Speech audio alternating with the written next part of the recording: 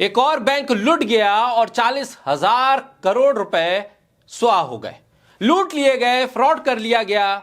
और फ्रॉड करने के बाद उस व्यक्ति को ईडी ने गिरफ्तार कर लिया। आप कहेंगे कि यह सिलसिला क्या अभी तक जारी है? जी हां, यह सिलसिला जारी है और लगातार जारी है। कभी अडानी के सिर बैंकों का पैसा चढ़ जाता है तो कभी अनिल अंबानी ग्रुप के सर पर 40,000 करोड़ रुपए का फ्रॉड आ जाता है।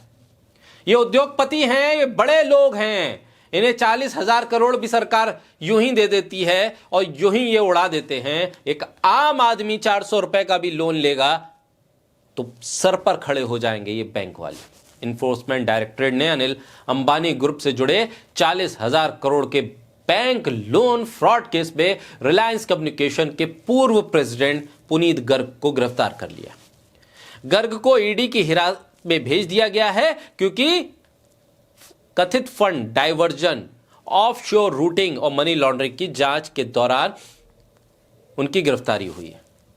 वैसे अडानी पर करम, अंबानी पर जुल्म, यह स्थिति क्या आपको लग रही है इस केस पे? क्योंकि अडानी पर भी तो तमाम तरह के आरोप हैं। अब तक उनकी जांच सर पर ही नहीं आई, आगे तक पहुंची नहीं। जांच होती भी है तो जांच खत्म हो जाती है ये कह के कि कुछ है ही नहीं। इन्फोर्समेंट डायरेक्टरेट की स्पेशल टास्क फोर्स ने रिलायंस कम्युनिकेशन के पूर्व प्रेसिडेंट पुनीत गर्ग को बिजनेसमैन अनिल अंबानी की ग्रुप कंपनियों से जुड़े 40,000 करोड़ रुपए के बैंक लोन फ्रॉड के सिलसिले में मनी लॉन्ड्रिंग के आरोप में गिरफ्तार कर लिया है। दिल्ली के राउज एवेन्यू कोर्ट में एक स्पेशल पीएमएलए कोर्ट में पेश किया गया, जिसने उन्हें 9 दिन की ईडी हिरासत में भेज दिया। फेडरल जांच एजेंसी के मुताबिक यह मामला रिलायंस कम्युनिकेशन और उसकी ग्रुप कंपनियों द्वारा फंड के कथित डाइवर्जन और मनी लॉन्ड्रिंग के संबंध में है। यह गिरफ्तारी 21 अगस्त 2025 को दर्ज सीबीआई की एफआईआर के आधार पर शुरू की गई जांच के बाद यह गिरफ्तारी हुई है, जिसमें आईपीसी की धारा 120 बी आपराधिक साजिश, 406 आपराधिक विश्वासघात, 420 धोखाधड़ी और इस तरह के अपराधों के साथ साथ भ्रष्टाचार निवारण अधिनियम के प्रावधान भी इसमें शामिल है। ईडी ने आरोप लगाया है कि गर्ग बैंक फ्रॉड से जो अपराध की कमाई उन्होंने कमाई है उसके अधिकरण को छिपाने, लेयरिंग और डाइवर्जन में शामिल थे। गर्ग ने लगभग 2 दशकों तक रिलायंस कम्युनिकेशन में कई महत्वपूर्ण पदों पर काम किया। उन्होंने 2006 से 2013 के बीच कंपनी के ग्लोबल एंटरप्राइज बिजनेस को संभालने वाले प्रेसिडेंट के तौर पर भी काम किया और बाद में 2014 से 2017 तक प्रेसिडेंट रेगुलेटरी अफेयर्स के रूप में काम किया। अक्टूबर 2017 में उन्होंने रिलायंस कम्युनिकेशन का एग्जीक्यूटिव डायरेक्टर नियुक्त किया गया और बाद में अप्रैल 2019 से अप्रैल 2025 तक नॉन एग्जीक्यूटिव डायरेक्टर के तौर पर वो काम करते रहे। अब एक डायरेक्टर, एक पूर्व कर्मचारी को गिरफ्तार कर लिया गया। जितनी ऊंची पोस्ट पर रिलायंस कम्युनिकेशन में या रिलायंस के अलग अलग सेगमेंट में पुनीत गर्ग जुड़े रहे, क्या आपको लगता है कि पुनीत गर्ग ने जो कुछ किया या जैसा उन पे आरोप है, अनिल अंबानी को ये सब नहीं पता था? अनिल अंबानी को नहीं पता था ये 40,000 करोड़ रुपए कहां से आए, पुनीत गर्ग कहां से किधर को ट्रांसफर कर रहे हैं? सवाल यह है कि क्या यह अनिल अंबानी के कहने पर उन्होंने मनी लॉन्ड्रिंग की है? क्या उन्होंने अनिल अंबानी के कहने पर जो लोन का पैसा है उसको डाइवर्जन के तहत इधर से उधर किया है, ऑफशोर रूटिंग के जरिए, मनी लॉन्ड्रिंग के जरिए?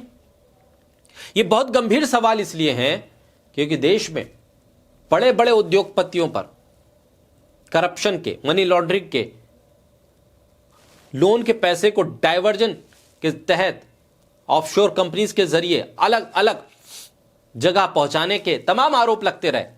हजारों, लाखों, करोड़ों रुपए के आरोप लगते रहे, लेकिन कोई भी बड़ा कारोबारी अभी तक गिरफ्त में नहीं है। कुछ पे आरोप लगे तो देश छोड़ के चले गए, किसी ने नागरिकता किसी और देश की ले ली, कुछ लोगों को अभी तक लाया ही नहीं गया है। कुछ लोग इतने प्यारे हो गए हैं कि उन पर तमाम आरोप विदेश में कोई रिपोर्ट जारी होती है उसके तहत लगते हैं और तमाम आरोप अलग अलग मामलों में लगते रहे हैं और उसको लेकर गंभीर सवाल खड़े रहे।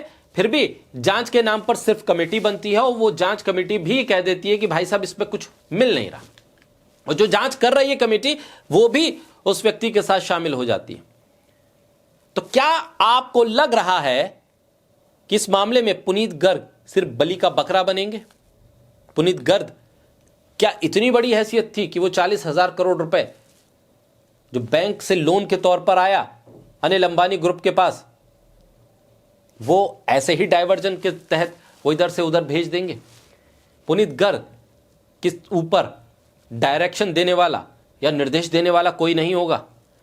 ईडी की गिरफ्तारी पुनीत गर्ग के जरिए जो हुई है, ईडी ने जो गिरफ्तारी की है पुनीत गर्ग की, उसके बाद आपको लग रहा है कि क्या सवाल जवाब के लिए ही सही अनिल अंबानी को बुलाया जाएगा?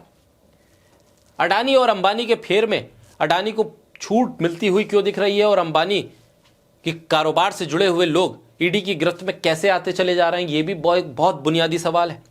अभी पीछे कुछ दिन पहले खबर यह भी आई कि अब राफेल की एक और किस्त आएगी, लेकिन इस बार मामला अंबानी के पास नहीं बल्कि अडानी के पास जाएगा।